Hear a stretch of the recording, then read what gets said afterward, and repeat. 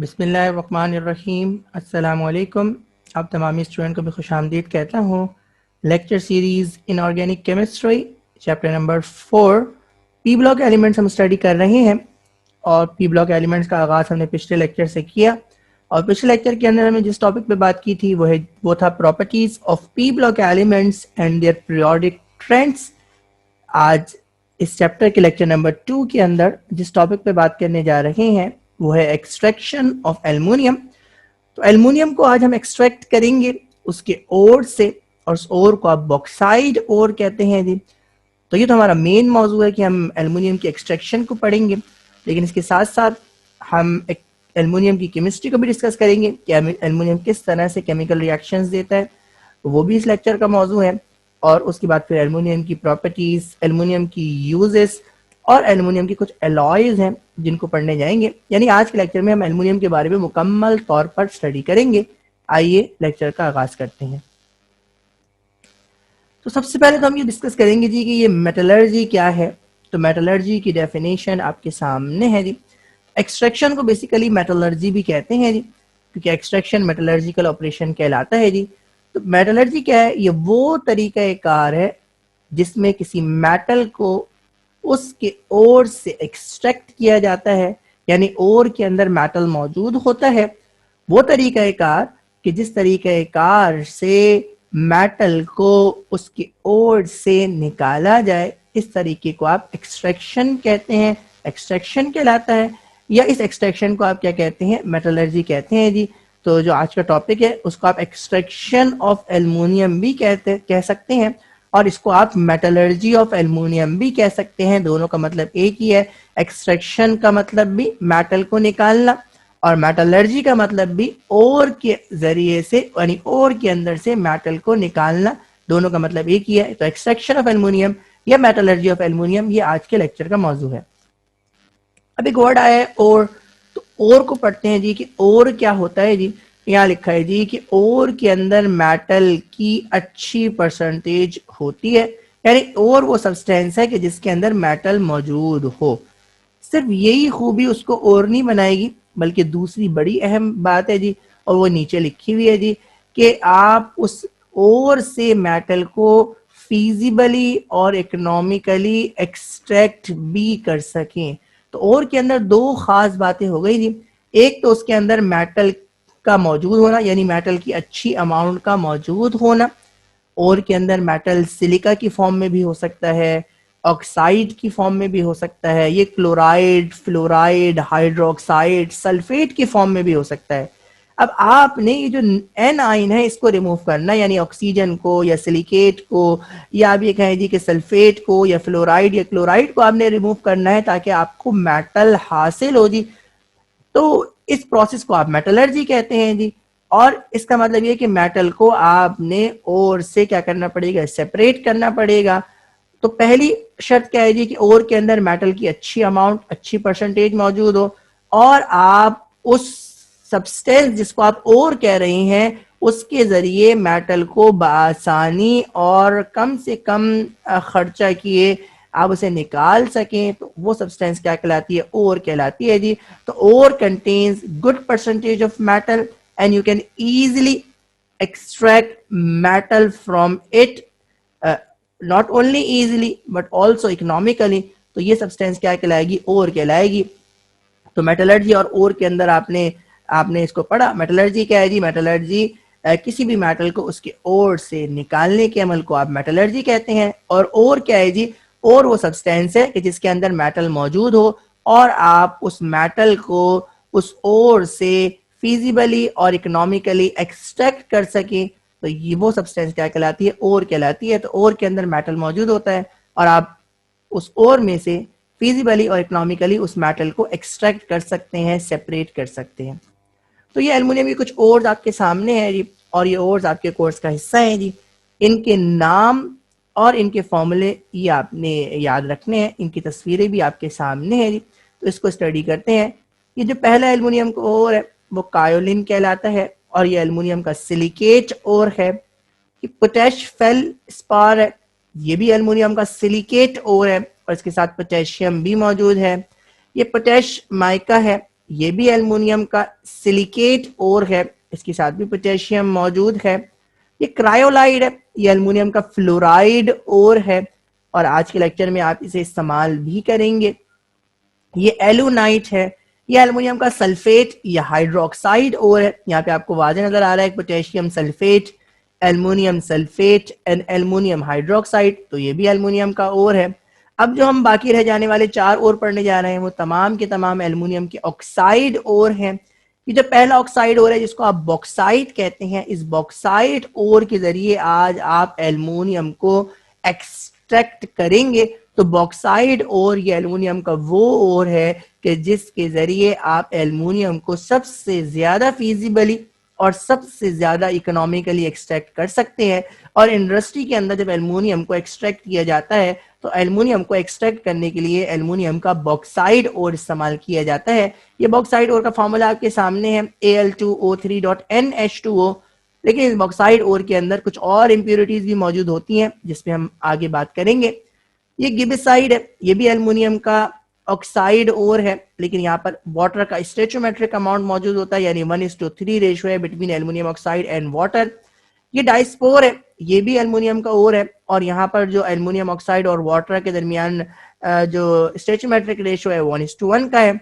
और ये आपका कोरोरंडम है जिसको आप रूबी भी कहते हैं जी, और इसका फार्मूला Al2O3 है, यानी ये एल्युमिनियम ऑक्साइड है और इसके अंदर वाटर मॉलिक्यूल्स मौजूद नहीं है। और ये जो कोरोरंडम है असल में ये प्रीशियस रॉक कहलाता है, कीमती पत्थरों में इसका शुमार होता है और ये डेकोरेशन पर्पस के तौर पर और ये ज्वेलरी पर्पस के तौर पर इस्तेमाल होता है। तो इसको एल्युमिनियम की एक्सट्रैक्शन के लिए इस्तेमाल नहीं करते क्योंकि ये इंतहाई एक्सपेंसिव है और जो डिफरेंट कलर्स यानी डिफरेंट जो इम्प्योरिटीज इसके अंदर मौजूद होती हैं वो इसको डिफरेंट कलर इम्पार्ट करती हैं जी। तो ये कुछ डिफरेंट कलर के कोरोरंडम ये आपके सामने है। सबसे ऊपर इनका इंग्लिश नाम लिखा हुआ है, उसके बाद इनका कलर मेंशन है और उसके बाद फिर इनका उर्दू नाम लिखा है जहाँ से ये मिलते हैं जी, और मकामी जो इनका नाम है वो इसको लिखा हुआ है। इसको हम स्टडी करते हैं। एमरल्ड ये ग्रीन कलर का कीमती पत्थर है और इसको पन्ना कहते हैं।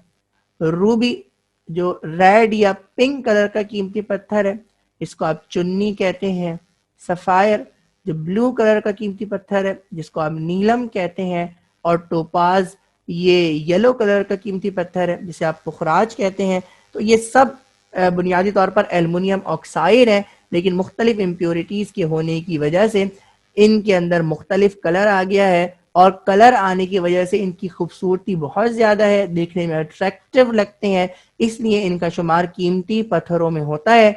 और ये जो आपके कोर्स के अंदर ये मौजूद है और आपने याद क्या रखना है, आपने ये याद रखना है जी कि इनका नाम क्या है और नाम के बाद फिर इनका कलर क्या है और इनका मकामी नाम क्या है जी। तो ये जो आपकी स्लाइड है इसके अंदर ये 4 प्रीशियस रॉक आपके सामने है, emerald, Ruby, sapphire and topaz.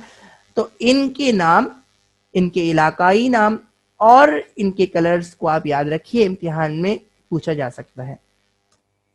अब हम अपने असल टॉपिक पे आ जाते हैं और हमें मेटलर्जी ऑफ एल्युमिनियम को डिस्कस करना है या हमें एक्सट्रैक्शन ऑफ एल्युमिनियम को डिस्कस करना है जो आज का हमारा मेन मौजू है। तो एल्युमिनियम को बॉक्साइड ओर से एक्सट्रैक्ट किया जाता है और बॉक्साइड ओर का फॉर्मूला आपके सामने है Al2O3.NH2O।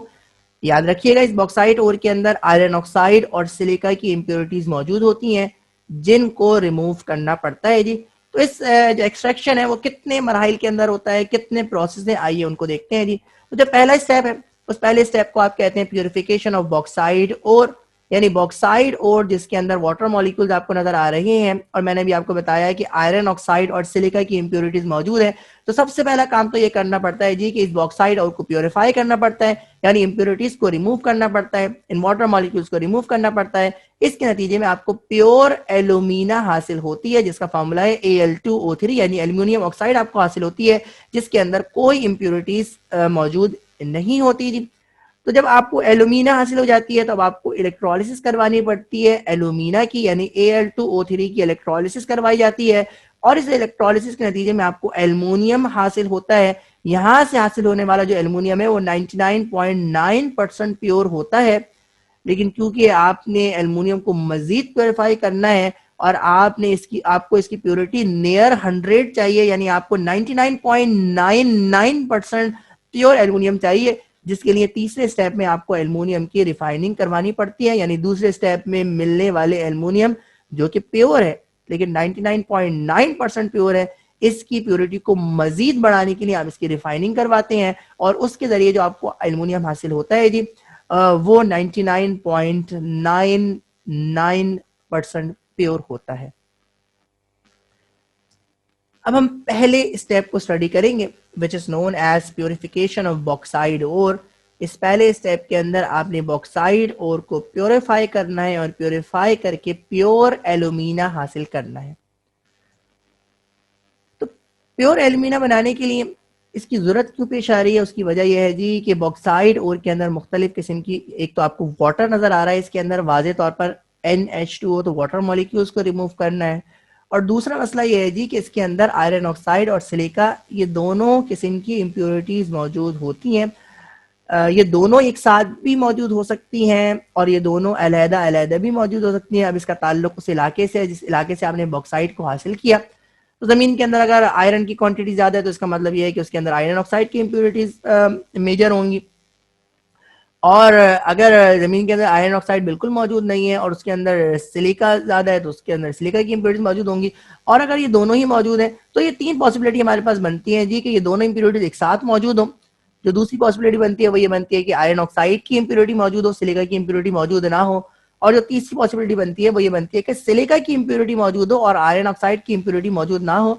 तो और की जब एनालिसिस करते हैं उससे आपको अंदाजा हो जाता है जी कि इसके अंदर कौन सी किस्म की इम्प्योरिटी मौजूद है, और फिर उसके हिसाब से हम प्रोसेस का तयन करते हैं कि कौन सा प्रोसेस अप्लाई करेंगे इन इम्प्योरिटीज को रिमूव करने के लिए।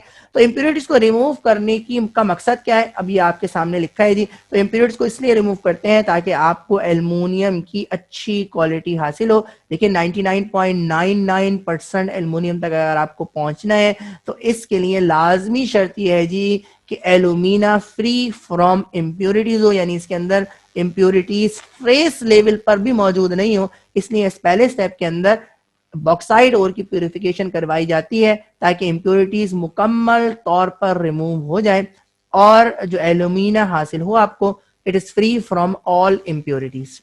अब हम उन प्रोसेस को पढ़ने जा रहे हैं जी। तो पहला प्रोसेस जिसको आप हॉल्स मेथड कहते हैं, ये तीन मुख्तलिफ प्रोसेस है और इन तीन मुख्तलिफ प्रोसेस का इम्प्योरिटीज के हिसाब से लेना देना है जी। तो दूसरे प्रोसेस को आप बेयर्स मेथड कहते हैं और तीसरे प्रोसेस को आप सरपैक्स मेथड कहते हैं। अभी हम इसको डिटेल के अंदर पढ़ेंगे जी।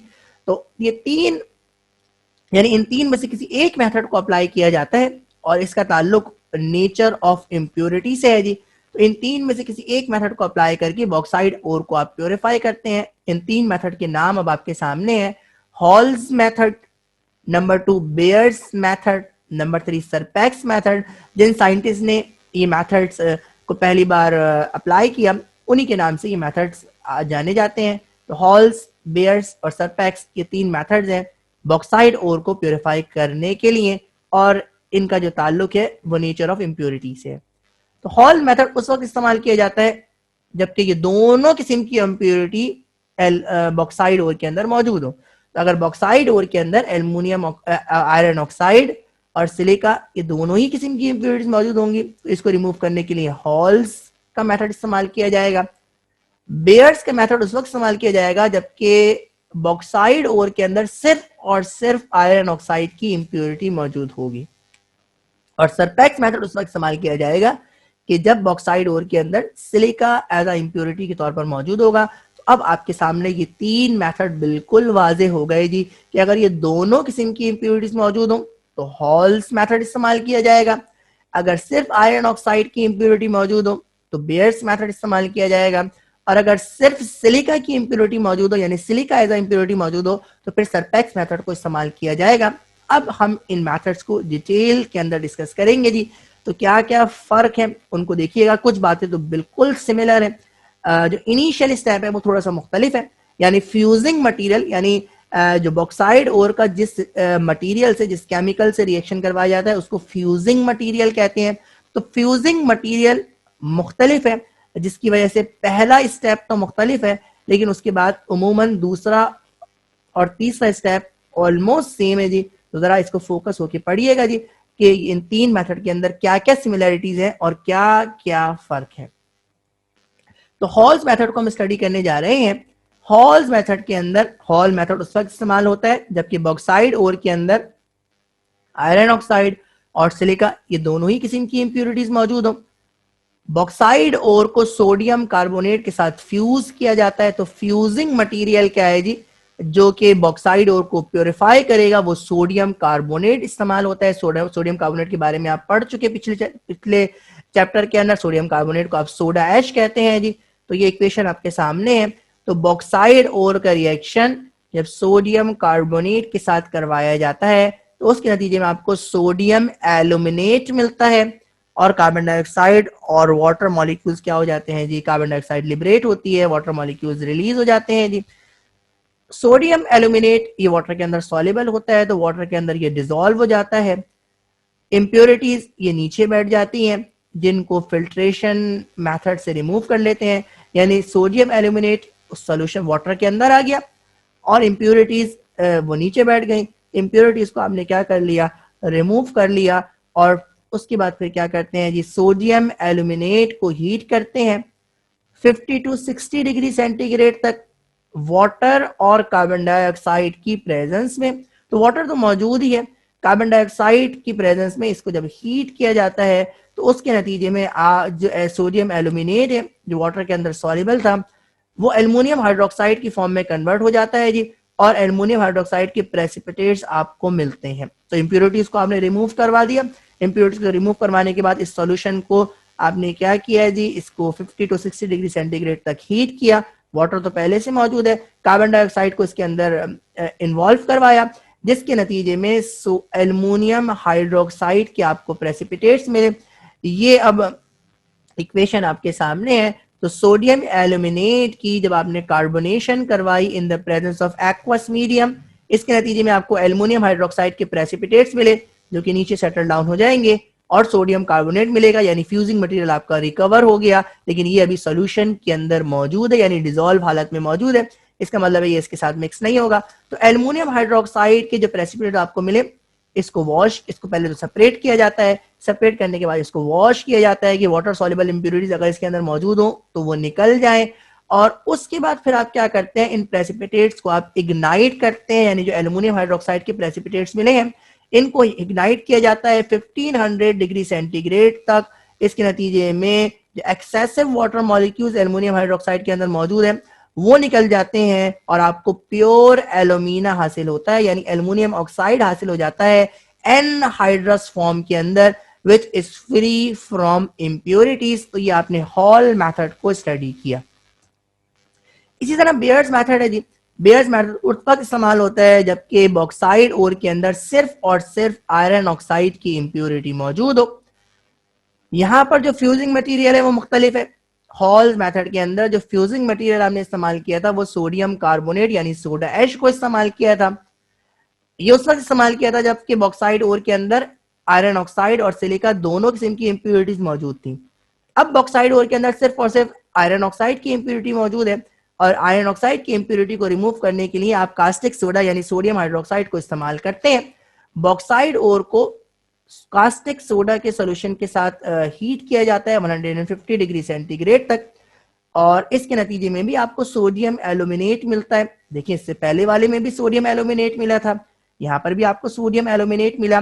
तो बॉक्साइड और उसका रिएक्शन जब सोडियम हाइड्रोक्साइड से करवाया जाता है तो वाटर मॉलिक्यूल्स ये रिमूव हो जाते हैं और सोडियम एल्यूमिनेट मिलता है और ये सोडियम एल्यूमिनेट ये वाटर के अंदर डिसॉल्व हो जाता है और इम्प्योरिटीज इसके नतीजे में क्या हो जाती हैं, सेटल डाउन हो जाती हैं। आप ये भी जानते हैं जी कि ये सोडियम हाइड्रोक्साइड में जो OH नेगेटिव आयंस है वो आयरन के साथ रिएक्ट करेंगे और आयरन को आयरन हाइड्रोक्साइड के अंदर यानी FeOH3 के अंदर कन्वर्ट कर देंगे और ये FeOH3 के प्रेसिपिटेट्स भी नीचे बैठ जाएंगे एज अ इम्प्योरिटी, ये भी नीचे बैठ जाएंगे, ये भी पानी के अंदर सोडियम एल्यूमिनेट की तरह डिसॉल्व नहीं होंगे। इस तरह आयरन की इंप्योरिटीज को यहाँ से रिमूव कर दिया जाता है और वाटर के अंदर सिर्फ सोडियम एल्यूमिनेट मौजूद होता है। अब सोडियम एल्यूमिनेट के साथ वही किया जाएगा जो पिछली बार किया था आपने।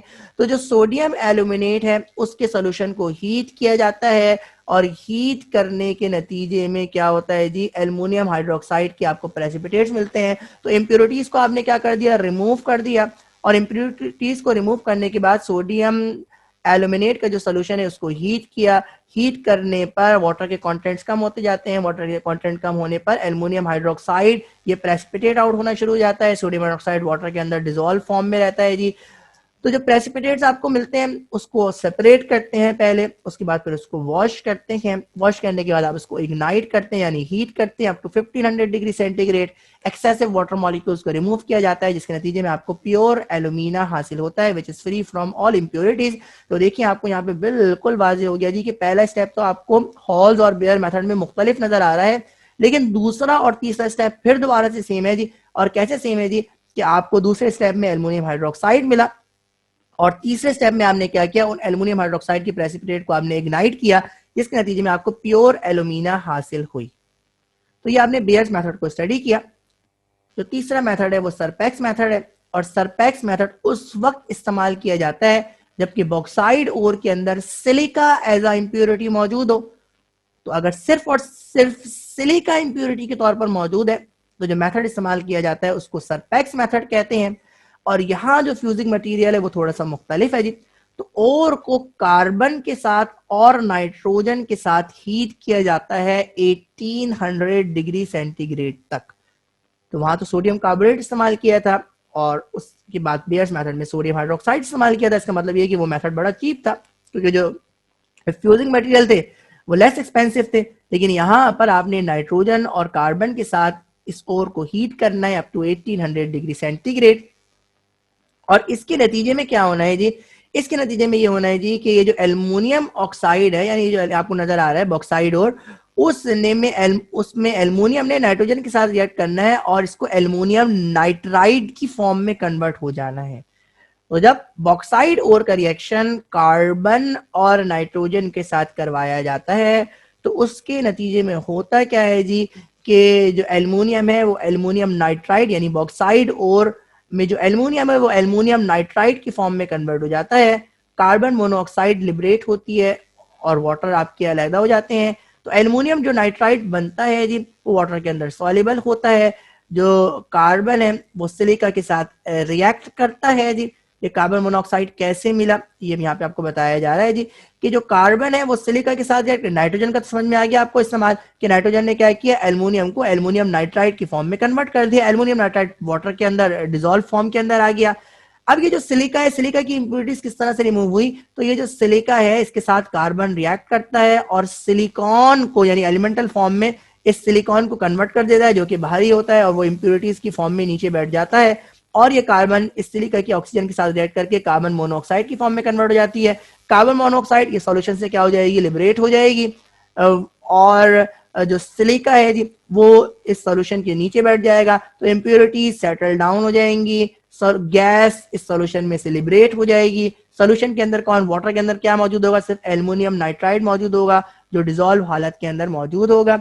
इसको क्या किया जाएगा, इसकी हाइड्रोलिसिस करवाई जाएगी जी यानी वाटर जो मौजूद है उसके साथ इसको हीट किया जाएगा और हीट करने के नतीजे यानी और मजीद वाटर इसके अंदर ऐड किया जाएगा। उसके बाद इसको हीट किया जाएगा। हीट करने के नतीजे में जब वाटर की क्वांटिटी कम होती जाएगी तो उसके नतीजे में क्या होगा, जो नाइट्रोजन है वो तो वाटर के साथ रिएक्ट करेगा और अमोनिया गैस के अंदर कन्वर्ट होगा। अमोनिया गैस सॉल्यूशन से लिबरेट होती जाएगी, सॉल्यूशन की क्वांटिटी कम होती जाएगी तो एल्युमिनियम जो है वो हाइड्रोक्साइड की फॉर्म में प्रेसिपिटेट आउट होना शुरू हो जाएगी। तो एल्युमिनियम हाइड्रोक्साइड की प्रेसिपिटेट यहाँ पर भी आपको मिलेगी। उसके बाद फिर क्या करेंगे, इन प्रेसिपिटेट्स को सेपरेट किया जाएगा, इन प्रेसिपिटेट्स को वॉश किया जाएगा, इन प्रेसिपिटेट्स को हीट किया जाएगा अप टू 1500 डिग्री सेंटीग्रेड जिसके नतीजे में एक्सेसिव वाटर मॉलिक्यूल्स रिमूव हो जाएंगे और आपको प्योर एल्यूमिना मिलेगी।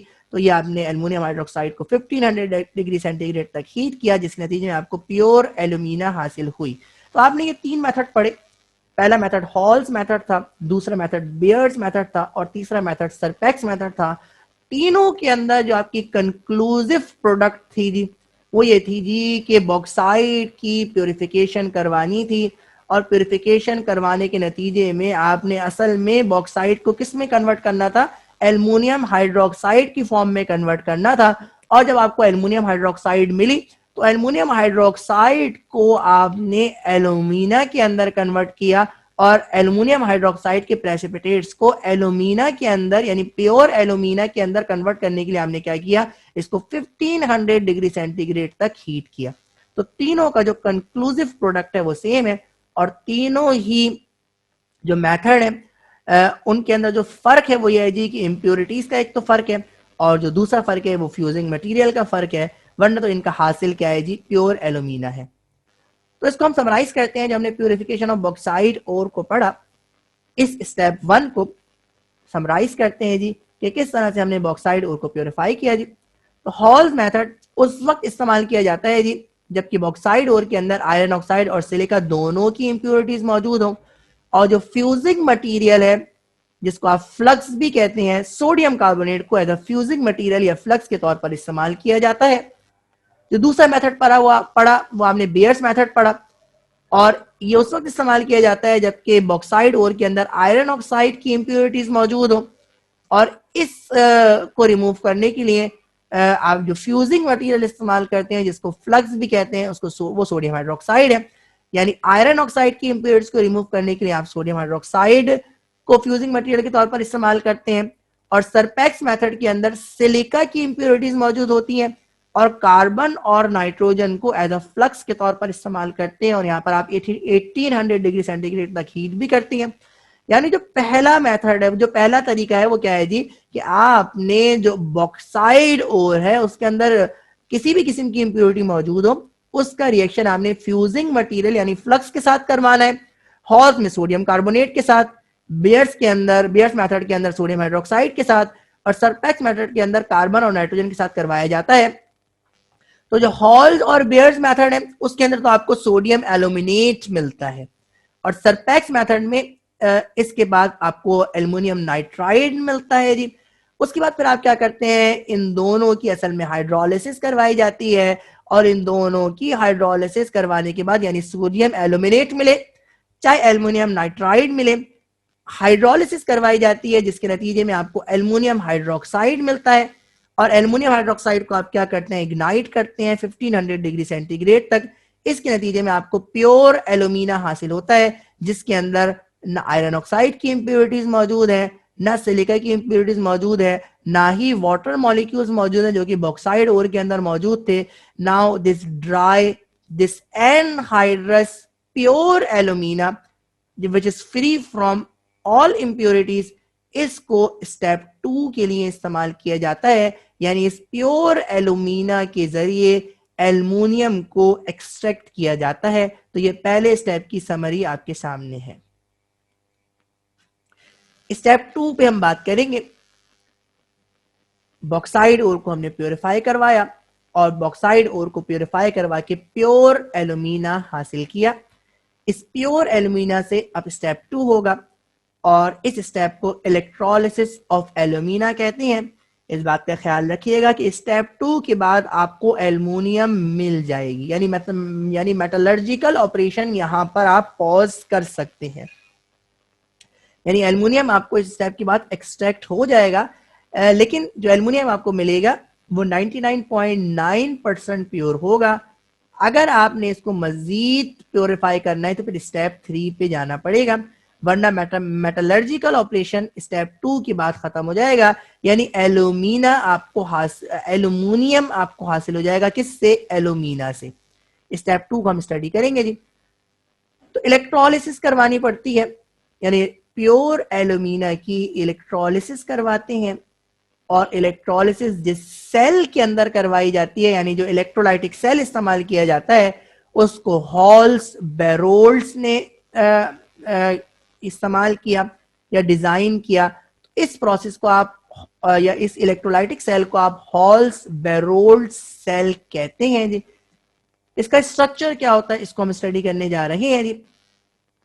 तो जो सेल है वो स्टील टैंक पर मुश्तमिल होता है जिसके अंदर ग्रेफाइट लगी होती है। लाइन का मतलब होता है उसके अंदर ग्रेफाइट लगी हुई है, यानी चारों तरफ उसकी ग्रेफाइट लगी हुई है जो कि कैथोड के तौर पर इस्तेमाल होगी, और series of graphite rods act as a anode. तो एनोड भी ग्रेफाइट की बनी हुई है, लेकिन ये एज अ रॉड्स मौजूद हैं जो कि इलेक्ट्रोलाइट के अंदर सस्पेंडेड होती हैं जी। इलेक्ट्रोलाइट किस पर मुश्तमिल होता है जी? एल्यूमिना जो आपका मेन इलेक्ट्रोलाइट है, जिसको आपने प्योरीफाई किया है जी। क्रायोलाइट मौजूद होता है जिसका फॉर्मूला है Na3Al(F6). तो इलेक्ट्रोलाइट एक से ज्यादा है यहाँ पर, और जो दूसरे इलेक्ट्रोलाइट डाले हैं उनके कुछ ना कुछ पर्पज है जी। तो जो मेन इलेक्ट्रोलाइट है जिसकी सबसे ज्यादा क्वांटिटी है जी, जिसपे एल्युमिनियम की परसेंटेज या एल्युमिनियम की यील्ड डिपेंड कर रही है, वो तो एल्यूमिना ही है जो कि आपका मेन इलेक्ट्रोलाइट है। लेकिन उसके साथ क्रायोलाइट भी ऐड किया जाता है जिसका फॉर्मूला Na3Al(F6) है। ये आपने अभी आप पीछे पढ़ा था जी कि ये एल्युमिनियम का फ्लोराइड ओर है, इसको भी ऐड किया जाता है। और इसका असल में काम क्या होता है? इसका काम ये होता है जी कि एल्यूमिना के मेल्टिंग पॉइंट को कम करना, डिक्रीज करना। तो ये एल्यूमिना के मेल्टिंग पॉइंट को 950 डिग्री सेंटीग्रेड तक लोअर्ड कर देता है। और जो तीसरी चीज इसके अंदर इस्तेमाल होती है, यानी जो तीसरा केमिकल जो कि एज इलेक्ट्रोलाइट इस्तेमाल होता है, वो फ्लोर स्पार कहलाता है। और फ्लोर स्पार का फॉर्मूला CaF2 है। ये BaF2 को भी फ्लोर स्पार ही कहते हैं, यानी फ्लोरीन का ये एक सॉल्ट है जी। तो ये कैल्शियम फ्लोराइड इसके अंदर या बेरियम फ्लोराइड इसके अंदर इस्तेमाल करते हैं। और इसका काम क्या होता है? To increase the fluidity of electrolyte. तो इलेक्ट्रोलाइट को अगर ये गाढ़, यानी फ्लूइडिटी का मतलब गाढ़ापन होता है, तो ये जो इलेक्ट्रोलाइट, ये जो आपने ऐड किया है फ्लोर स्पार, वो क्या करता है? इस इलेक्ट्रोलाइट की विस्कोसिटी को इंक्रीज करता है, इसकी फ्लूइडिटी को इंक्रीज करने के अंदर मदद देता है, ताकि लीकेज पर्पस को, लीकेज प्रॉब्लम है उनको अवॉइड किया जा सके। तो अब हॉल्स बेरोल्ड सेल की जो तस्वीर है वो अब आपके सामने है, इसको हम लेबल करेंगे जी। तो ये स्टील टैंक है, जो आपको आउटर टैंक नजर आ रहा है, ये आपका स्टील टैंक है। और इसके अंदर जो आपको ये लाइनिंग नजर आ रही है, जो डार्क ग्रे कलर के अंदर आपको दिखाई गई है, ये बेसिकली ग्रेफाइट कैथोड है जी। तो ये ग्रेफाइट की कैथोड है। और उसके बाद आपको ये नजर आ रहा है, ये आपकी ग्रेफाइट की एनोड है। और ग्रेफाइट के एनोड ये सीरीज ऑफ रॉड हैं जो कि इलेक्ट्रोलाइट के अंदर सस्पेंडेड है जी।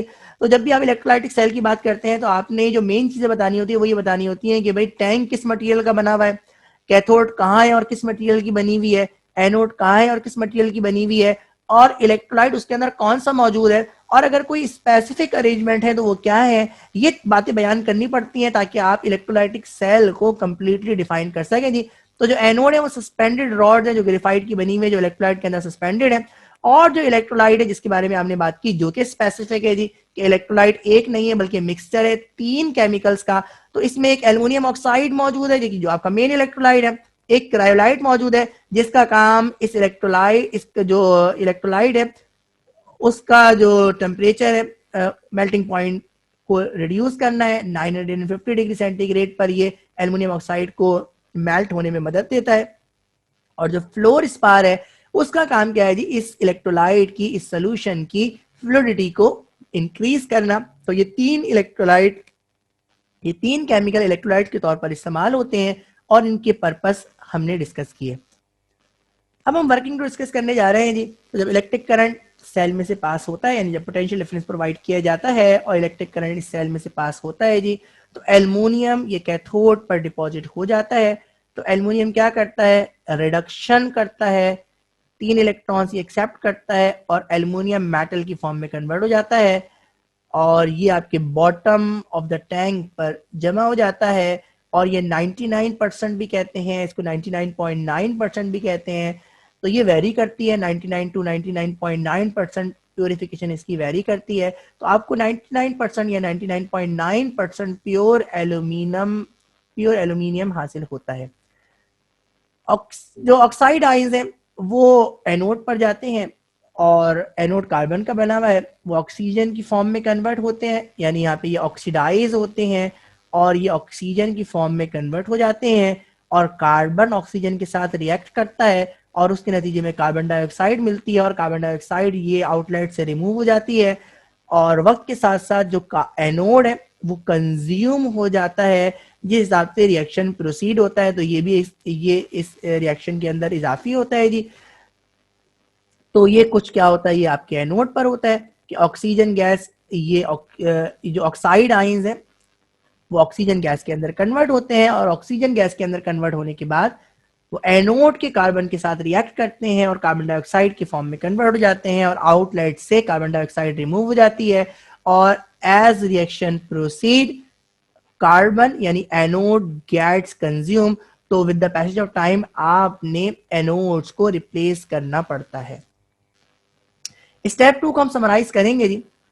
तो जो कैथोड है वो ग्रेफाइट की है, जो इस सेल के बॉटम पर और इस सेल के चारों तरफ मौजूद है, यानी इसको लाइनिंग कहते हैं जी।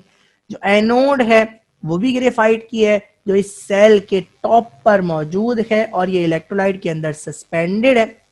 जो इलेक्ट्रोलाइट है उसके अंदर 3 केमिकल्स हैं जी। एक तो एल्यूमिना है जो कि आपका मेन इलेक्ट्रोलाइट है। जो दूसरा इलेक्ट्रोलाइट है वो क्रायोलाइट है, जिसका काम क्या है जी, एल्यूमिना के मेल्टिंग पॉइंट को लोअर करना, रिड्यूस करना, 950 डिग्री सेंटीग्रेड तक रखना।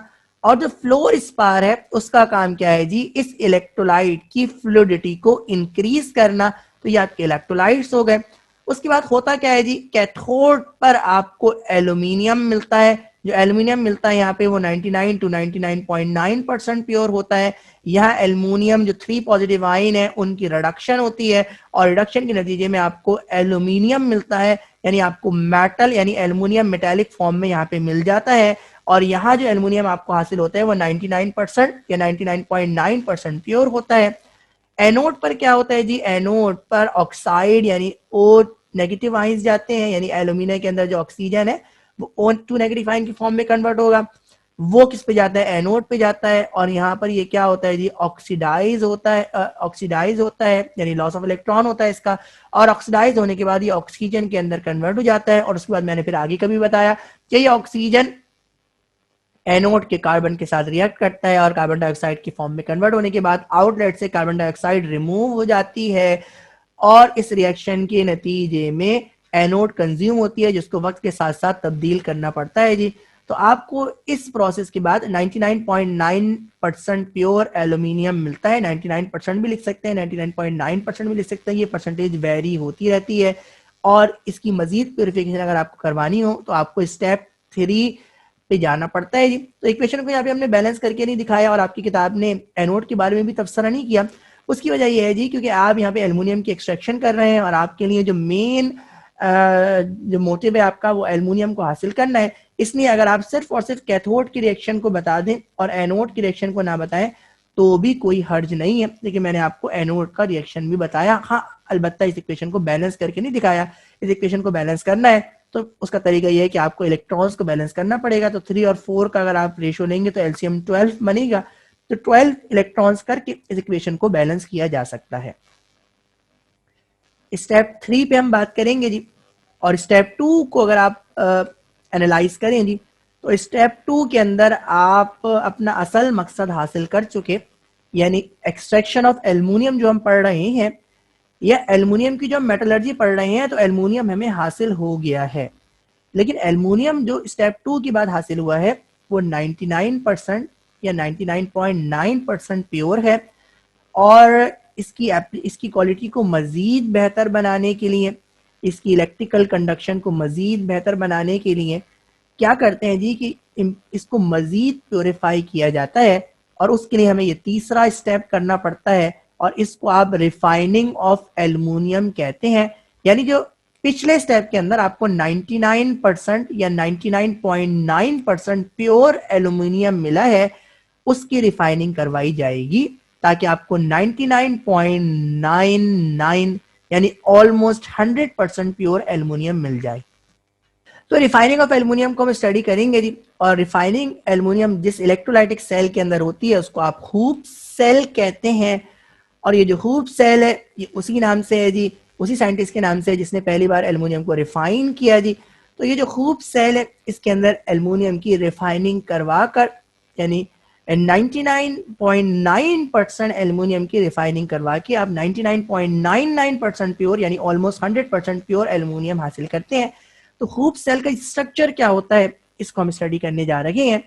तो यहाँ लिखा है जी the cell is an iron tank, तो आयरन पर यह मुश्तमिल होता है।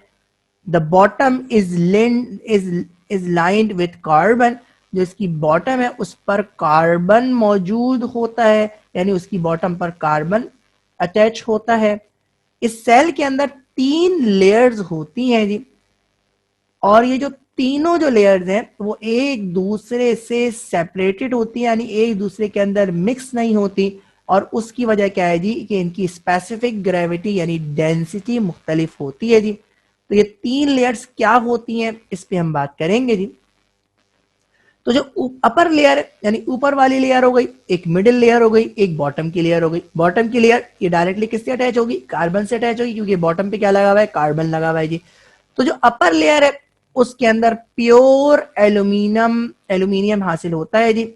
प्योर एल्यूमिनियम यहाँ पे आपको हासिल होता है, और उससे पहले यहाँ पर 99.99% प्योर एल्यूमिनियम मौजूद होता है। एक तो ये जी हासिल होना, हासिल होने से पहले आपको यहाँ पे प्योर एल्यूमिनियम यहाँ पे मौजूद होता है जी, जो कि कैथोड के तौर पर इस्तेमाल काम करता है। ये 99.99% प्योर एल्यूमिनियम है जी। जो मिडिल लेयर है वो आपकी इलेक्ट्रोलाइट की लेयर है, और इसके अंदर क्रायोलाइट और फ्लोर स्पार मौजूद होता है जी। और ये जो लेयर है वो इलेक्ट्रोलाइट के तौर पर इस्तेमाल होती है, इलेक्ट्रोलाइट के तौर पर वर्क करती है। तो क्रायोलाइट का फॉर्मूला आप जानते हैं Na3Al6, और फ्लोर स्पार का फॉर्मूला भी आपने पीछे पढ़ा CaF2। तो जो बीच की लेयर है वो इलेक्ट्रोलाइट की लेयर है। जो ऊपर लेयर है वो 100% यानी ऑलमोस्ट 100% प्योर एल्युमिनियम की स्ट्रिप है, जिसके ऊपर आप मजीद एल्युमिनियम को जमा करेंगे जी। ये जो स्ट्रिप है ये कैथोड के तौर पर वर्क कर रही है। और जो बॉटम लेयर है उस बॉटम लेयर के अंदर इम्प्योर एल्युमिनियम, ये देखिए इम्प्योर यहाँ पे लिखा है क्योंकि अब आप ऊपर इससे ज्यादा प्योर एल्युमिनियम हासिल करने जा रहे हैं। यानी यहाँ ऊपर वाली लेयर में आप 99.99% यानी ऑलमोस्ट 100% एल्युमिनियम हासिल कर रहे हैं, तो इसको आपने प्योर कह दिया। और इम्प्योर का हर किस मतलब ये नहीं है जी कि इसके अंदर इम्प्योरिटीज है, बल्कि ये 99.9% प्योर है। यानी ये भी प्योर है, लेकिन क्योंकि इसकी प्योरिटी ऊपर वाली लेयर से कम है इसलिए आप इसको इम्प्योर कह रहे हैं। ये इम्प्योर एल्युमिनियम वो है जो आपको स्टेप 2 से हासिल हुई है। स्टेप 2 का मतलब जो आपने हॉल्स बैरोल्ड सेल के जरिए एल्युमिनियम हासिल की, जो कि 99% या 99.9% प्योर थी, आपने अब उसको इम्प्योर कहा है। तो यहां आप कंफ्यूज मत होइएगा। इम्प्योर आयरन, इम्प्योर एल्युमिनियम भी 99.9% प्योर है, और ये एज अ एनोड के तौर पर वर्क करती है। यानी ये कार्बन के साथ अटैच हो जाएगी और ये एज अ एनोड के तौर पर एक्ट करेगी। तो एनोड भी एल्युमिनियम की है और कैथोड भी एल्युमिनियम की है। जो एनोड एल्युमिनियम की है उसकी खास बात क्या है जी कि वो 99.9% प्योर है, और जो कैथोड है वो 99.99% प्योर है। तो ये 3 लेयर्स मौजूद होती हैं, और ये तीनों लेयर्स आपस में नहीं मिलती। उसकी वजह क्या है जी कि इनकी स्पेसिफिक ग्रेविटी यानी इनकी डेंसिटी मुख्तलिफ होती है। तो ये ह्यूब सेल की तस्वीर अब आपके सामने है और इसको लेबल करेंगे जी। तो ये तो आयरन का टैंक आपको नजर आ रहा है, ये कार्बन लाइनिंग आपको नजर आ रही है, बॉटम के अंदर कार्बन की लाइनिंग है जी। ये आपकी कार्बन की रॉड्स नजर आ रही हैं जी, जो ऊपर आपकी मौजूद है, जो इस यानी प्योर एल्युमिनियम से अटैच होंगी। जो कार्बन की लाइनिंग है वो आपकी इम्प्योर एल्युमिनियम से अटैच होंगी जी। अब इसके अंदर 3 लेयर्स है जी, इन 3 लेयर्स को देखेंगे जी। जो सबसे बॉटम वाली लेयर है वो आपकी इम्प्योर एल्युमिनियम है, जो मैंने आपको बताया 99.9% प्योर है। यह एज एनोड के तौर पर काम करेगी, और ये मोल्टेन फॉर्म में इसको अंदर डालने का ये रास्ता है जी, ये इसकी इनलेट है जी। यहां से इम्प्योर एल्युमिनियम को इस सेल के अंदर इंट्रोड्यूस किया जाता है।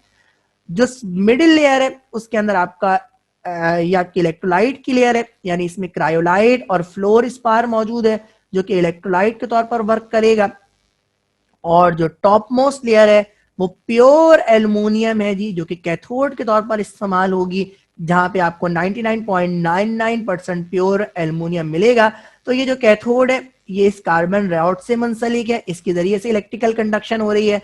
और ये जो एनोड है वो इस कार्बन से अटैच है और इसके वजह से इसके अंदर इलेक्ट्रिकल कंडक्शन हो रही है। तो यहाँ पर कार्बन ये कैथोड और या कार्बन एनोड के तौर पर वर्क नहीं कर रहा, बल्कि ये इस एल्युमिनियम के साथ अटैच है और एल्युमिनियम भी इलेक्ट्रिकल कंडक्टर है, इसलिए यहाँ पर प्योर एल्युमिनियम कैथोड और यहाँ पर इनप्योर एल्युमिनियम एनोड के तौर पर वर्क कर रही है। तो ये इनलेट है जहां से आप मोल्टेन फॉर्म के अंदर इम्प्योर एल्युमिनियम को आप इसके अंदर डालते हैं जी, यानी इसको इन करते हैं जी, और ये वो रास्ता है जहां से आपको प्योर एल्युमिनियम मोल्टेन फॉर्म के अंदर मिलती है जी। तो क्योंकि इससे पहले वाले स्टेप के अंदर आपने क्या किया था, एल्युमिनियम को बॉटम पे जमा किया था, तो बॉटम पे जमा करने से यही खदशा रहता है कि कुछ ना कुछ इंप्योरिटीज मोल्टेन स्टेट के अंदर उसके अंदर आ जाएंगी, क्योंकि इंप्योरिटीज भी नीचे सेटल डाउन होती हैं और आप एल्युमिनियम को भी नीचे से कलेक्ट कर रहे हैं, इसलिए इस प्रोसेस के अंदर ये तरतीब बिल्कुल रिवर्ट रखी गई है और इंप्योरिटीज तो नीचे सेटल डाउन हो जाएंगी, लेकिन एल्युमिनियम को आपने टॉप मोस्ट लेयर से एक्सट्रैक्ट करना है, यानी इंप्योरिटीज के मिलने के चांसेस इंतहाई कम हो गए और यही वो वजह है जिसकी वजह से एल्युमिनियम की प्योरिटी के अंदर इजाफा हो रहा है। वर्किंग को स्टडी करेंगे जी, तो जब करंट यानी जब पोटेंशियल डिफरेंस आप प्रोवाइड करेंगे और सेल के अंदर से करंट पास होगा, तो सबसे पहला काम क्या होना है यहाँ पे आप देख लीजिए और इस फिगर को भी गौर कीजिएगा, इसमें आपको ये बात क्लियर होगी जी। तो एल्युमिनियम जो 3 पॉजिटिव आयंस है ये मिडिल लेयर से यानी क्रायोलाइट ये क्या होगा जी, ये आपका आयोनाइज होगा और उसके अंदर से आपको एल्युमिनियम मिलेगी। तो एल्युमिनियम 3 पॉजिटिव आयन जो इलेक्ट्रोलाइट के अंदर मौजूद हैं वो टॉप लेयर पर जाएंगे यानी कैथोड पर जाएंगे और कैथोड पर जाकर ये प्योर एल्यूमिनियम यानी 99.99% प्योर एल्यूमिनियम की फॉर्म में कन्वर्ट होंगे, रिड्यूस होंगे और कैथोड पर जमा हो जाएंगे। यानी ये पहला स्टेप है जी कि इलेक्ट्रोलाइट के अंदर से जब आपने पोटेंशियल डिफरेंस प्रोवाइड किया और करंट पास हो गया सेल में से, तो करंट पास होने की वजह क्या थी जी कि इलेक्ट्रोलाइट में से जो एल्युमिनियम 3 पॉजिटिव आयंस थे वो कैथोड पर जाके रिड्यूस हो गए और एल्युमिनियम की फॉर्म में जाके वो डिपॉजिट हो गए और ये जो एल्युमिनियम है वो 99.99% प्योर है। इसके बाद क्या होगा जी, ये इसकी इक्वेशन यहाँ पे लिखी हुई है कि रिडक्शन हो गई कैथोड पर, aluminium 3 positive ions middle layer से आपकी कैथोड पे गए यानी टॉप लेयर पे गए, यहाँ पे आपको ये वाजे है जी, और यहाँ पर ये रिड्यूस हुए और एल्युमिनियम मेटल की फॉर्म में कन्वर्ट हो गए। This aluminium metal is 99.99% pure. अब इसी असना में क्या होना है जी कि एक क्योंकि यहाँ पे तो इलेक्ट्रोलाइट की कमी हो गई, यहाँ पे तो एल्युमिनियम 3 पॉजिटिव आयंस की कमी हो गई, तो अब होगा क्या है जी कि इक्विवेलेंट अमाउंट उसी वक्त में उसी लम्हे इक्विवेलेंट अमाउंट एल्युमिनियम का क्या होगा, एल्युमिनियम यानी जो बॉटम वाली लेयर है उसमें से एल्युमिनियम क्या होगी, ऑक्सीडाइज होगी और ऑक्सीडाइज होने के बाद ये किसके अंदर कन्वर्ट हो जाएगी, एल्युमिनियम 3 पॉजिटिव आयंस की फॉर्म में कन्वर्ट हो जाएगी और ये जैसी 3 एल्युमिनियम 3 पॉजिटिव आयन की फॉर्म में कन्वर्ट होगी, ये एल्युमिनियम 3 पॉजिटिव आयन ये मिडिल लेयर के अंदर आ जाएंगे। यानी हुआ क्या जी कि पहले जो मिडिल लेयर से एल्युमिनियम 3 पॉजिटिव आयन से वो क्या हो गए, रिड्यूस हो गए और वो टॉप मोस्ट लेयर पे चले गए और उसी असने क्या हुआ जी कि जो नीचे वाली लेयर है उसमें एल्युमिनियम क्या हुआ, इंप्योर एल्युमिनियम आयोनाइज हुआ और वो 3 जितने आयंस ऊपर गए थे उतने ही आयंस कहां पे आ गए, इलेक्ट्रोलाइट की लेयर के अंदर आ गए और ये प्रोसेस चलता रहेगा, उस वक्त तक चलता रहेगा जब तक कि जो नीचे वाली जो लेयर है यानी इम्प्योर एल्युमिनियम खत्म नहीं हो जाती जी। तो ये ऑक्सीडेशन हुई है एनोड पर, जो आपको यहाँ पे रिएक्शन वाजे है जी कि एल्युमिनियम किसके अंदर कन्वर्ट हो गया, एल्युमिनियम 3 पॉजिटिव आयन के अंदर कन्वर्ट हो गया by the loss of electron. तो लॉस ऑफ इलेक्ट्रॉन क्या कहलाता है, ऑक्सीडेशन कहलाता है। तो ये रिएक्शन है जी जो आपने देखा जी, और इम्प्योरिटीज इस के नतीजे में क्योंकि जो इम्प्योर एल्युमिनियम है वो क्या हो रही है जी, आयोनाइज हो रही है। अगर कोई इंप्योरिटीज के अंदर मौजूद होंगी तो इंप्योरिटीज तो इलेक्ट्रोलाइट की लेयर के अंदर जा ही नहीं सकती, इलेक्ट्रोलाइट की लेयर में तो सिर्फ और सिर्फ एल्युमिनियम 3 पॉजिटिव को इजाजत है जी कि वो इलेक्ट्रोलाइट की लेयर के अंदर पहुंचे और फिर इस लेयर से गुजरते वो किसके ऊपर, वो कैथोड पे जाएंगे और प्योर एल्युमिनियम की फॉर्म में डिपॉजिट हो जाएंगे जी, जिसके नतीजे में इंप्योरिटीज के मिलने के चांसेस अब 0% हो गए जी। इसलिए इंप्योरिटीज सेटल डाउन हो जाएंगी और प्योर एल्युमिनियम जो ऊपर का टैप है उससे क्या कर लिया जाएगा, रिमूव कर लिया जाएगा। तो अब इसकी रिएक्शन को स्टडी करते हैं जी।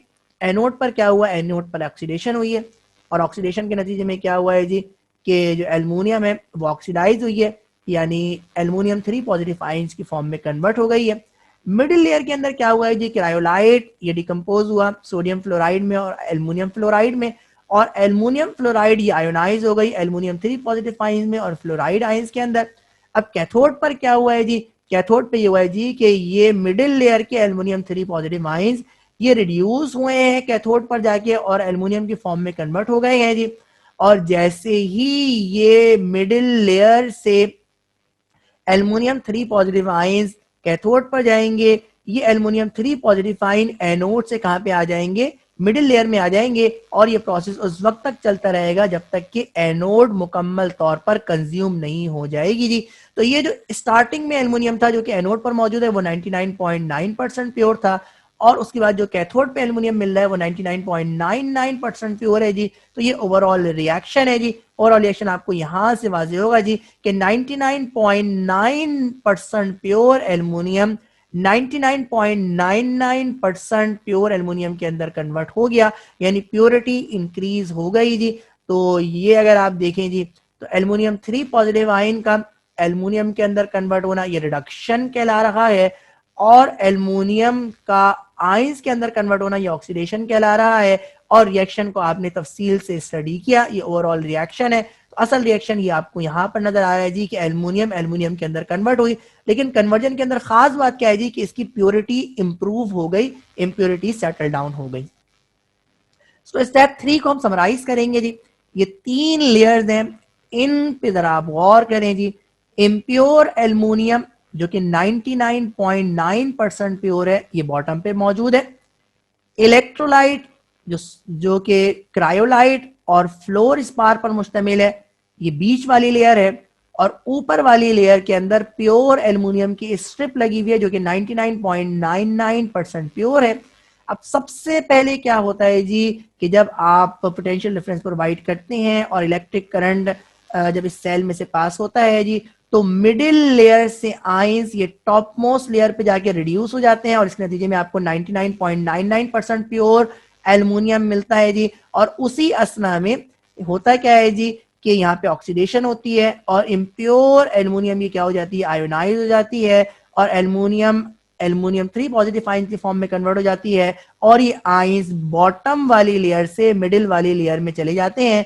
और ये प्रोसेस उस वक्त तक होता रहेगा कि जब तक के इम्प्योर एल्युमिनियम यानी एनोड खत्म नहीं हो जाती, और इस प्रोसेस के नतीजे में आपको 99.99% प्योर एल्युमिनियम मिलती है जी, जो आपको टॉप मोस्ट लेयर से हासिल होती है। तो ये स्टेप 3 की समरी थी।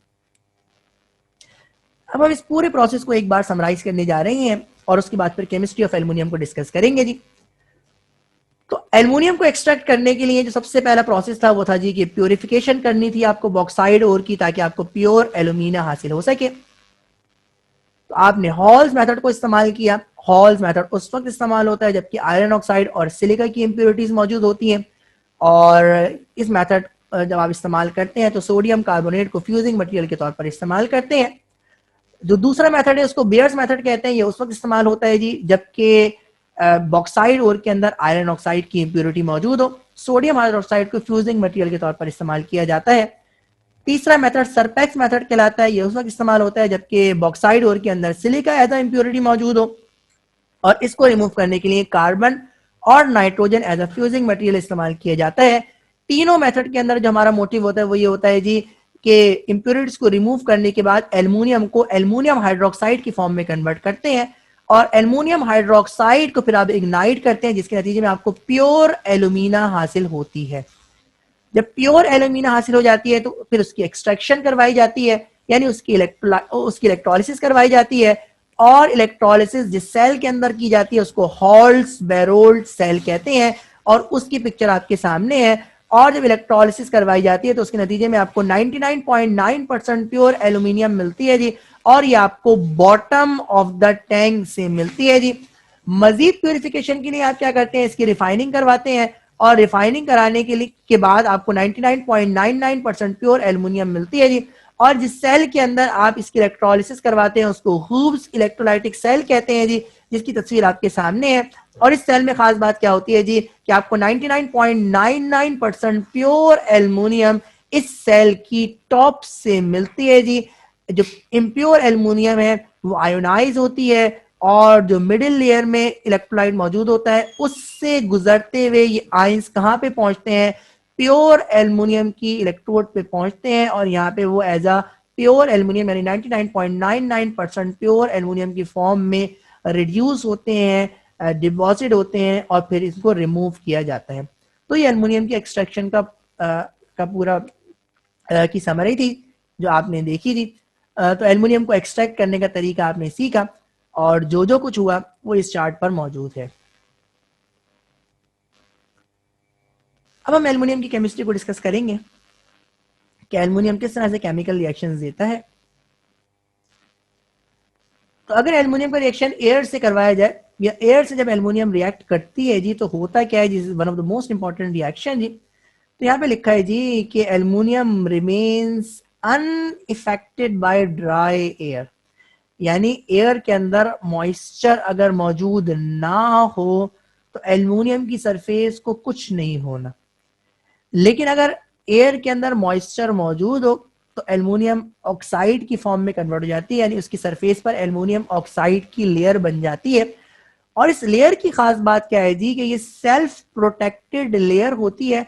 ये लेयर बन जाएगी और लेयर बनने के बाद जो बाकी जो जो बल्क है इस मेटल का, तो एल्युमिनियम का बाकी जो जो पोर्शन है वो क्या हो जाएगा, महफूज हो जाएगा। यहाँ पे लिखा है अगर आपको कंप्लीट ऑक्सीडेशन करवानी है तो उसमें आपको स्ट्रॉन्ग हीटिंग करवानी पड़ेगी। अगर आप स्ट्रॉन्ग हीटेड यानी हाई टेम्परेचर पे ये रिएक्शन नहीं करवाएंगे तो फिर ये रिएक्शन पॉसिबल नहीं है।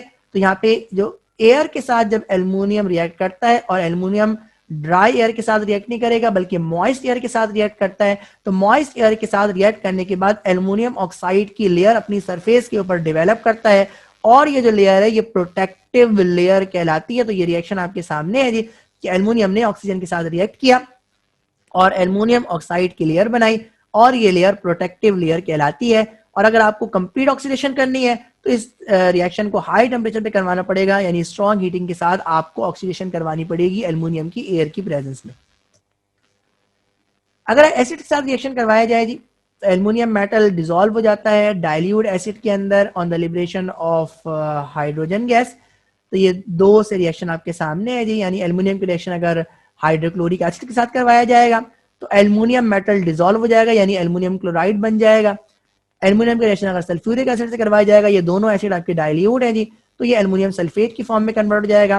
लेकिन यहाँ पे लिखा हुआ है जी कि एल्युमिनियम मेटल का रिएक्शन अगर कॉन्सेंट्रेटेड सल्फ्यूरिक एसिड से करवाया जाएगा और वो कॉन्सेंट्रेटेड सल्फ्यूरिक एसिड भी हॉट होगा तो उसके नतीजे में आपको सल्फर डाइऑक्साइड भी लिबरेट होगी। तो यहाँ पे कॉन्सेंट्रेटेड और डाइल्यूट रिएजेंट से मुख्तलिफ रिएक्शन है, इसको आप देखिएगा जी कि यहाँ पर जब डाइल्यूट सल्फ्यूरिक एसिड है तो कोई सल्फर डाइऑक्साइड लिबरेट नहीं हो रही, लेकिन अगर कॉन्सेंट्रेटेड सल्फ्यूरिक एसिड इस्तेमाल करेंगे तो एल्युमिनियम जब सल्फ्यूरिक एसिड से रिएक्ट करेगी तो एल्युमिनियम सल्फेट तो मिलेगा लेकिन उसके साथ साथ सल्फर डाइऑक्साइड भी रिमूव होगी। ये उस सूरत के अंदर होगा जब आप इसका reaction hot concentrated sulphuric acid से करवाएंगे। अगर इसका रिएक्शन हैलोजन से करवाया जाए तो हैलोजन से रिएक्शन करवाने के नतीजे में, अच्छा यहाँ पर नाइट्रिक एसिड रह गया जी, और क्योंकि एक एसिड आपका नाइट्रिक एसिड भी है जी तो नाइट्रिक एसिड पे बात करते हैं जी। तो अगर एल्युमिनियम का रिएक्शन नाइट्रिक एसिड से करवाया जाएगा तो एल्युमिनियम, यहाँ पे आपकी किताब कहती है aluminium is made passive towards nitric acid, और पैसिव का मतलब होता है अनरिएक्टिव, यानी एल्युमिनियम नाइट्रिक एसिड के साथ रिएक्ट नहीं करती। और उसकी वजह क्या है जी कि नाइट्रिक एसिड आपका ऑक्सीडाइजिंग एजेंट है और नाइट्रिक एसिड करेगा क्या जी कि एल्युमिनियम की सरफेस को ऑक्सीडाइज कर देगा और उसकी सरफेस पे क्या बन जाएगी, एल्युमिनियम ऑक्साइड की लेयर बन जाएगी। और जब एल्युमिनियम ऑक्साइड की लेयर बन जाएगी तो फिर एल्युमिनियम नाइट्रिक एसिड के साथ रिएक्ट नहीं कर सकेगा। यही वो वजह है जी कि एल्युमिनियम नाइट्रिक एसिड के साथ रिएक्ट नहीं करता। और किताब ने इस फिनोमिना को इस लफ्ज में, इस जुमले में डिफाइन किया है जी कि aluminium is made passive by nitric acid, या aluminium is made passive towards nitric acid, यानी एल्युमिनियम नाइट्रिक एसिड के साथ रिएक्शन नहीं करती। तो एल्युमिनियम का रिएक्शन अगर हैलोजन से करवाया जाएगा तो उसके नतीजे में आपको हैलाइड मिलेंगे। तो ये आपको एल्युमिनियम क्लोराइड और एल्युमिनियम ब्रोमाइड से इसका रिएक्शन नजर आ रहा है जी। तो एल्युमिनियम का रिएक्शन अगर क्लोरीन से करवाया जाएगा तो एल्युमिनियम क्लोराइड, और एल्युमिनियम का रिएक्शन अगर ब्रोमीन से करवाया जाएगा तो आपको एल्युमिनियम ब्रोमाइड मिलेगा। एल्युमिनियम की वैलेंसी +3 होती है जो और क्लोरीन या ब्रोमीन की वैलेंसी -1 होती है। तो वैलेंसी क्रॉसओवर से ये बात आपको वाज़ेह तौर पर नजर आ रही है कि एल्यूमिनियम की वैलेंसी क्लोरीन के नीचे या ब्रोमीन के नीचे नजर आ रही है, और क्लोरीन और ब्रोमीन की वैलेंसी आपको एल्यूमिनियम के नीचे 1 है, इसलिए यहाँ पे आपने उसको मेंशन नहीं किया। एल्युमिनियम का रिएक्शन अगर अल्कली से करवाया जाए यानी सोडियम हाइड्रोक्साइड से करवाया जाए तो इसके नतीजे में आपको सोडियम एल्यूमिनेट मिलता है जी। ये रिएक्शन आपके सामने है जी। तो एल्युमिनियम का रिएक्शन आपने सोडियम हाइड्रोक्साइड के साथ करवाया जो कि आपके अल्कली कहलाता है यानी सॉल्युबल बेस कहलाता है जी। तो एल्युमिनियम का रिएक्शन अगर सोडियम हाइड्रोक्साइड के साथ करवाया जाएगा, हाइड्रोजन गैस रिलीज होगी और उसके नतीजे में आपको सोडियम एल्यूमिनेट मिलेगा। अगर नाइट्रोजन के साथ रिएक्शन करवाया जाएगा तो उसके नतीजे में आपको एल्युमिनियम नाइट्राइड मिलेगा। यहाँ पे लिखा हुआ है जी कि 700 डिग्री सेंटीग्रेड तक हीट किया जाएगा अगर एल्युमिनियम को नाइट्रोजन की प्रेजेंस में, तो इसके नतीजे में नाइट्रोजन एल्युमिनियम नाइट्राइड की फॉर्म में कन्वर्ट हो जाएगा। याद रखिएगा जी, एल्युमिनियम की वैलेंसी +3 और नाइट्रोजन की वैलेंसी -3 होती है, इसलिए जो इसका फॉर्मूला है वो है ALN और 2 आपने बैलेंस करने के लिए लगाया है। ये ALN एल्युमिनियम नाइट्राइड कहलाता है। अगर कार्बन के साथ रिएक्शन करवाया जाए तो इसके नतीजे में एल्युमिनियम कार्बाइड मिलेगा, यानी लेकिन इस प्रोसेस को करवाने के लिए आपने एल्युमिनियम को 2000 डिग्री सेंटीग्रेड तक हीट करना पड़ेगा। ये फॉर्मूला आपके सामने है जी, इक्वेशन आपके सामने। एल्युमिनियम का रिएक्शन आपने कार्बन से करवाया, इसके नतीजे में आपको एल्युमिनियम कार्बाइड मिला। कार्बन की वैलेंसी -4 होती है और एल्युमिनियम की वैलेंसी +3 होती है, इसलिए इस फॉर्मूले में आपको एल्युमिनियम की वैलेंसी कार्बन के नीचे और कार्बन की वैलेंसी एल्युमिनियम के नीचे नजर आ रही है। तो एल्युमिनियम कार्बाइड के फॉर्मूले को याद रखने का सिंपल तरीका यह है जी कि आप एल्युमिनियम और कार्बन की अगर आपको वैलेंसी याद हो तो एल्युमिनियम कार्बाइड का फॉर्मूला लिखना कोई मुश्किल नहीं है जी। लेकिन ये रिएक्शन आपका हाई टेम्परेचर कंडीशन के अंदर होता है जी, यानी अगर एल्युमिनियम को कार्बन के साथ 2000 डिग्री सेंटीग्रेड तक हीट करवाएंगे उसके बाद आपको एल्युमिनियम कार्बाइड हासिल होगी। एज अ रिड्यूसिंग एजेंट के तौर पर एल्युमिनियम इस्तेमाल होता है और इस प्रोसेस को आप थर्माइट प्रोसेस भी कहते हैं। इम्तिहान में ये बहुत पूछा जाता है, तो इस रिएक्शन को तो आप बहुत ज्यादा ख्याल रखिएगा जी। यहाँ पे लिखा हुआ है जी कि aluminium act as powerful reducing agent for the oxides of transition metals. तो ट्रांजिशन मेटल्स की ऑक्साइड के लिए ये पावरफुल रिड्यूसिंग एजेंट का काम करता है जी। तो आयरन ऑक्साइड अगर या मैग्नीज ऑक्साइड या क्रोमियम ऑक्साइड मौजूद हो तो इसके बाद क्या करेगा जी कि एल्युमिनियम रिड्यूसिंग एजेंट के तौर पर वर्क करेगा और क्या कर देगा जी कि खुद ऑक्साइड की फॉर्म में कन्वर्ट हो जाएगा और मेटल को क्या कर देगा, डिपॉजिट कर देगा। और ये रिएक्शन क्या होता है, ये रिएक्शन हाईली एक्सोथर्मिक रिएक्शन होता है और टेम्परेचर को 3500 डिग्री सेंटीग्रेड तक इनहेंस कर देता है। और यही वो वजह है जी कि इस प्रोसेस को यानी एल्युमिनियम को वेल्डिंग पर्पस के तौर पर इस्तेमाल किया जाता है, यानी ये जो रिएक्शन है इसको वेल्डिंग पर्पस के तौर पर आप इस्तेमाल करते हैं और इस प्रोसेस को आप थर्माइट प्रोसेस कहते हैं जी। तो यहाँ पे आपको नजर आ रहा है जी कि एल्युमिनियम ये रिड्यूसिंग एजेंट है और ये रिड्यूसिंग एजेंट इसलिए है जी कि इसने आयरन ऑक्साइड को आयरन की फॉर्म में रिड्यूस किया। यहाँ आयरन की वैलेंसी +3 है और रिएक्शन के बाद आयरन मेटालिक फॉर्म में कन्वर्ट हो गया, तो डिक्रीज इन ऑक्सीडेशन नंबर क्या कहलाता है, रिडक्शन कहलाता है। इसका मतलब है एल्युमिनियम रिड्यूसिंग एजेंट के तौर पर वर्क कर रहा है। और आप ये देखें जी कि रिड्यूसिंग एजेंट खुद क्या होता है, ऑक्सीडाइज होता है। तो यहाँ पर एल्युमिनियम मेटल किसके अंदर कन्वर्ट हो गया, एल्युमिनियम ऑक्साइड की फॉर्म में कन्वर्ट हो गया। तो इसका मतलब ये वाजे है जी कि एल्युमिनियम यहाँ पर रिड्यूसिंग एजेंट के तौर पर इस्तेमाल कर रहा है। और जब ये प्रोसेस होता है जी तो ये मेटल सेट फ्री हो जाता है। ये रिएक्शन हाईली एक्सोथर्मिक होता है जिसकी वजह से टेम्परेचर 3500 डिग्री सेंटीग्रेड तक बढ़ जाता है और इस प्रोसेस को आप वेल्डिंग पर्पस के लिए इस्तेमाल करते हैं और इस प्रोसेस को आप थर्माइट प्रोसेस कहते हैं। अब हम एल्युमिनियम की कुछ फिजिकल प्रॉपर्टीज को स्टडी करने जा रहे हैं। केमिकल प्रॉपर्टीज को तो हमने स्टडी कर लिया, कुछ फिजिकल प्रॉपर्टीज अब आपके सामने आएंगी। तो ये ब्लूइश मेटल होता है जी, ये इसका शेड है जी, ब्लूइश वाइट मेटल है विद ब्रिलियंट सिल्वरी लस्टर। तो आपको ये दिखता सिल्वरी है वरना ये ब्लूइश वाइट मेटल है जी।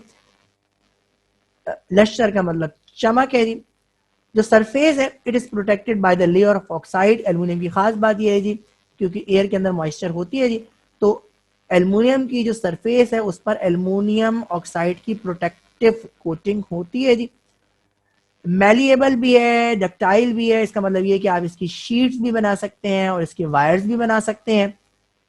कोरोजन को ये रेजिस्ट करता है, और करोजन से रेजिस्टेंस की जो बड़ी वजह है वो ये है जी इसकी सरफेस का पे सेल्फ प्रोटेक्शन का होना, यानी जो ऊपर वाले सरफेस के मॉलिक्यूल्स हैं वो एल्युमिनियम नहीं है बल्कि वो एल्युमिनियम ऑक्साइड है, जिसकी वजह से जो अंदर वाले मॉलिक्यूल्स हैं, अंदर वाले जो एटम्स हैं जी, वो मजीद करोजन से बच गए हैं। तो यहाँ पे लिखा है it is resistant to corrosion, तो ये करोड नहीं होता। डेंसिटी इसकी लिखी हुई है 2.7 ग्राम पर ml। मेल्टिंग पॉइंट लिखा है 658 डिग्री सेंटीग्रेड, और बॉइलिंग पॉइंट है इसका 1800 डिग्री सेंटीग्रेड, और ये गुड कंडक्टर है हीट का भी और इलेक्ट्रिसिटी का भी। तो ये एल्युमिनियम की कुछ फिजिकल प्रॉपर्टीज जो आपकी किताब में बताई है उसको यहाँ पे समराइज किया गया है। एल्युमिनियम की यूजेस को पढ़ने जाएंगे जी। तो हाउस होल्ड जो यूटेंसिल है वो एल्युमिनियम के होते हैं जी। तो एल्युमिनियम हाउस होल्ड यूटेंसिल्स बनाने के लिए इस्तेमाल होता है। जो इलेक्ट्रिकल वायर, वैसे तो कॉपर के वायर भी इस्तेमाल होते हैं जी, लेकिन आजकल एल्युमिनियम के वायर भी मौजूद है जी। तो एल्युमिनियम जो इलेक्ट्रिकल वायर की जो इलेक्ट्रिकल वायर्स हैं जी, इलेक्ट्रिकल वायर या इलेक्ट्रिकल ट्रांसमिशन वायर्स के की मैन्युफैक्चरिंग के लिए भी एल्युमिनियम इस्तेमाल होता है। यानी ये जो वायर्स हैं ये एल्युमिनियम के भी बनते हैं, वैसे तो कॉपर के होते हैं जी, लेकिन कॉपर के अलावा ये एल्युमिनियम के भी इलेक्ट्रिकल वायर्स बनते हैं। और आजकल जो आपको सिल्वर कलर के वायर नजर आ रहे हैं इलेक्ट्रिकल ट्रांसमिशन लाइंस के अंदर, तो वो एल्युमिनियम के ही बने हुए हैं। एल्युमिनियम फॉयल, ये आप इसकी यूजेस से अच्छी तरीके से वाकिफ हैं। इसको चॉकलेट्स, मेडिसिन, सिगरेट्स और फोटोग्राफिक फिल्म की रैपिंग के तौर पर इस्तेमाल किया जाता है। तो रैपिंग मटेरियल के तौर पर एल्युमिनियम भी इस्तेमाल होता है। एल्युमिनियम की जो थिन फॉयल है वो एज अ रैपिंग मटेरियल के तौर पर इस्तेमाल होती है जी। और अगर यहाँ पे लिखा हुआ है कि जी एल्युमिनियम एक्सप्लोसिव के तौर पर भी इस्तेमाल किया जा सकता है। और करना क्या होगा जी कि एल्युमिनियम पाउडर का रिएक्ट और एल्युमिनियम नाइट्रेट, यानी एल्युमिनियम नाइट्रेट को अगर एल्युमिनियम पाउडर के साथ मिक्स किया जाएगा तो इस मिक्सचर को अमोनल कहते हैं। इम्तिहान में ये बहुत बार पूछा गया है जी कि अमोनल क्या है। तो अमोनल है क्या? It is a mixture of aluminium powder and aluminium nitrate which is use as explosive. तो एक्सप्लोसिव बनाने के लिए एल्युमिनियम का फाइनली डिवाइडेड पाउडर का एल्युमिनियम नाइट्रेट के साथ मिक्सचर बनाया जाता है, और ये मिक्सचर अमोनल कहलाता है, जो कि एक्सप्लोसिव के तौर पर इस्तेमाल होता है। तो इस स्लाइड के अंदर आपने एल्युमिनियम की यूजेस को स्टडी किया। अब हम एल्युमिनियम के एलॉयज के बारे में पढ़ने जाएंगे, और ये एल्युमिनियम के एलॉयज आपके सामने हैं। ये जो पहला एलॉय है वो कहलाता है एल्युमिनियम ब्रॉन्ज, और जो दूसरा एलॉय है वो कहलाता है ड्यूराल्यूमिन। और इम्तिहान में इनके बारे में भी पूछा जा चुका है जी, तो इनकी परसेंटेज को और इनकी यूजेस को आप याद रखिएगा जी। तो एल्युमिनियम ब्रॉन्ज की जो परसेंटेज कंपोजिशन है वो है जी 10% एल्युमिनियम एंड 90% कॉपर। तो एल्युमिनियम सिर्फ 10% होता है, जबकि 90% इसके अंदर कॉपर मौजूद होता है। इसको एल्युमिनियम ब्रॉन्ज कहते हैं। और जो दूसरा आपको और नजर आ रहा है इसको ड्यूराल्यूमिन कहते हैं, जिसके अंदर 95% एल्युमिनियम, 4% कॉपर, 0.5% मैग्नीशियम और निकल मौजूद होता है जी। तो दोनों की परसेंटेज कंपोजिशन डिफरेंट है। एक एल्युमिनियम ब्रॉन्ज कहलाता है, दूसरा ड्यूराल्यूमिन कहलाता है जी। एल्युमिनियम ब्रॉन्ज की कुछ प्रॉपर्टीज है जो यहाँ पे लिखी हुई है जी। लाइट है जी, टफ रेजिस्टेंस टू करोजन है, और गोल्डन इन कलर है। गोल्डन इन कलर आपको यहाँ पे वाजे हो रहा है जी।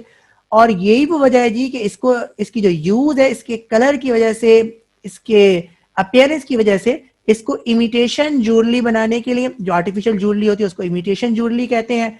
क्वाइंस और स्टेचू बनाने के लिए एल्युमिनियम ब्रॉन्ज को इस्तेमाल किया जाता है जी। जबकि ड्यूराल्यूमिन ये लाइट है, टफ है, ductile, tensile and resistance to corrosion है जी। तो इसका मतलब है ये सख्त भी है जी, और ये टफ भी है जी, और ये करोजन भी इसके अंदर नहीं होता जी, और इसकी जो स्ट्रेंथ है यानी टेंस्टाइल स्ट्रेंथ है जी वो भी बहुत ज्यादा है। इसका मतलब ये कि ये ड्यूरेबल भी है जी। इसलिए इसको एरोप्लेन्स बनाने के लिए यानी स्ट्रक्चरल मटेरियल बनाने के लिए इस्तेमाल किया जाता है जी। तो ये एल्युमिनियम के दो एलॉयज हैं जिनके नाम आपने पढ़े, जिनकी परसेंटेज कंपोजिशन पढ़ी, उसकी प्रॉपर्टीज और उसकी यूजेस को आपने देखा। एक्सट्रैक्शन ऑफ एल्युमिनियम के बारे में आज आपने पढ़ा, और एक्सट्रैक्शन ऑफ एल्युमिनियम के बाद फिर आपने केमिस्ट्री ऑफ एल्युमिनियम को डिस्कस किया, यूजेस, प्रॉपर्टीज और उसके अलॉय के बारे में पढ़ा, यानी एल्युमिनियम का मुकम्मल तौर पर आपने आज के लेक्चर के अंदर कवर किया। इम्तिहान के अंदर सवाल किस तरह से आए हुए हैं, आइए इसको देखते हैं। ये पहला सवाल आपके सामने है और ये लिखा हुआ है give refining of aluminium by Hoopes electrolytic method, और यहाँ पे लिखा हुआ है नो डायग्राम नीडेड। तो ये जो एक्सट्रैक्शन के सवाल आ रहे हैं उनको जरा आप गौर से देखिएगा कि कौन से सवाल में आपने कितने स्टेप करने हैं, कौन से स्टेप से शुरू करना है और कौन से स्टेप से खत्म करना है जी। इसका जो ताल्लुक है वो बराह रास्त इस सवाल के अल्फाजों से है, तो जरा इसको गौर से समझिएगा जी। यहाँ पर लिखा हुआ है रिफाइनिंग ऑफ एल्युमिनियम, तो इसका मतलब है आपको सिर्फ और सिर्फ स्टेप 3 करना है। स्टेप 3 मुकम्मल तौर पर डिफाइन करना है आपने, और डायग्राम इस सेल की नहीं बनानी। तो आपने रिफाइनिंग ऑफ एल्युमिनियम के बारे में लिखा, सेल के स्ट्रक्चर के बारे में लिखा, वर्किंग के बारे में लिखा, तमाम इक्वेशन दी और डायग्राम नहीं बनाई क्योंकि उसने डायग्राम बनाने से मना किया था। तो सिर्फ और सिर्फ स्टेप 3 लिखा, आपका सवाल मुकम्मल हो गया। ये लिखा हुआ है give the refining of aluminium by Hoopes electrolytic method. तो जो भी मैंने पीछे डिस्कस किया है वो तमाम की तमाम चीजें आप लिख देंगे। उसके बाद लिखा हुआ है write down the names and formula of any fourth ore of aluminium. तो आपने 4 ओर के नाम और उसके फार्मूले लिखने चाहिए। तो मैंने यहाँ पर 4 मुख्तलिफ ओर्स और उनके फार्मूले लिखे हैं, यानी पहला वाला ऑक्साइड ओर है, दूसरा वाला फ्लोराइड ओर है, तीसरे वाला सिलिकेट ओर है, चौथा वाला सल्फेट या हाइड्रोक्साइड ओर है। तो 4 मुख्तलिफ ओरों के मैंने फार्मूले लिखे और उनके नाम लिखे। और जो सवाल में पहला पार्ट था वो मैं क्वेश्चन नंबर 1 के अंदर डिस्कस कर चुका हूं, तो वही आपने इसके अंदर मेंशन करना था। क्वेश्चन 3 आपके सामने है और ये लिखा हुआ है give complete and balance equation. तो यहाँ पे लिखा हुआ है aluminium plus Fe2O3 thermite process है। लिखा हुआ है reaction of ferric oxide with aluminium, वही बात की है जी। तो ये पहले सवाल का जवाब क्या है जी, थर्माइट प्रोसेस है। एल्युमिनियम का रिएक्शन अगर आयरन ऑक्साइड के साथ करवाया जाएगा या क्रोमियम ऑक्साइड के साथ करवाया जाएगा या मैग्नीज ऑक्साइड के साथ करवाया जाएगा तो जो ट्रांजिशन मेटल है वो सेट फ्री हो जाएगा और एल्युमिनियम ऑक्साइड के अंदर कन्वर्ट हो जाएगा, high amount of heat release होगी और इस प्रोसेस को वेल्डिंग पर्पस के तौर पर इस्तेमाल किया जाता है। जो तीसरा सवाल है वो लिखा हुआ है aluminium reacts with aqueous solution of sodium hydroxide, sodium aluminate मिलेगा, ये आप अच्छे तरीके से जानते हैं। तो एल्युमिनियम का रिएक्शन अगर सोडियम हाइड्रोक्साइड के साथ करवाया जाएगा इसके नतीजे में आपको सोडियम एल्यूमिनेट मिलेगा। तो ये complete and balance the equation के अंदर ये सवाल आए हुए थे, इसके जवाब आपके सामने अब है। क्वेश्चन 4, अब जरा इसको एहतियात से पढ़ते हैं। लिखा हुआ है right the different oxide ores of aluminium, यानी एल्युमिनियम के ऑक्साइड ओर्स के बारे में लिखिए।